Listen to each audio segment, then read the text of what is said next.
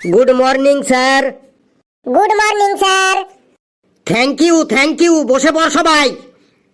আজ আমি তোদের জিওগ্রাফি মানে ভূগোলের ক্লাস নেব। এই লেবু, তুই দাঁড়া, তুই বল সোনা কোথায় পাওয়া যায়? স্যার, সোনা সোনার দোকানে পাওয়া যায়। ভুল, আমি বলতে চাইছি সোনা কোথায় পাওয়া যায়, ওই সোনার দোকানে সোনাটা কোথা থেকে আসে? সোনার দোকানের সোনাটো সোনার ব্যবসায়ীদের কাছ থেকে আসে, মানে সোনার পাইকারদের কাছ থেকে আসে। আরে আমি বলতে চাইছি সোনা প্রথম কোথায় পাওয়া যায়? স্যার, আমি বলবো সোনা প্রথম কোথায় পাওয়া যায়। বল।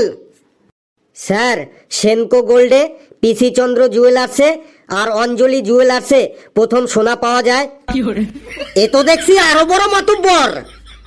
স্যার, আমি বলছি সোনা সোনার খনিতে পাওয়া যায়। পৃথিবীর সব থেকে বড় সোনার খনির নাম উত্তর আমেরিকার নেভেদা।